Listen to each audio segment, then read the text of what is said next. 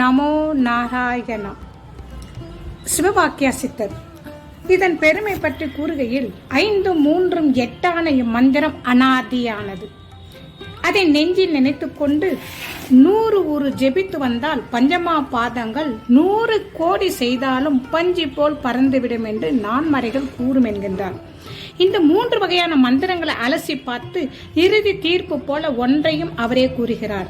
வானமாக எழுந்ததும், நீராக வந்ததும், உயிரின் தாதுவாக மண்ணாக புகுந்ததும், தனல் நெருப்பாய் விளைந்ததும், பஞ்சாட்சரமும் அச்சாட்சரமும் ஒன்றான மந்திரம்.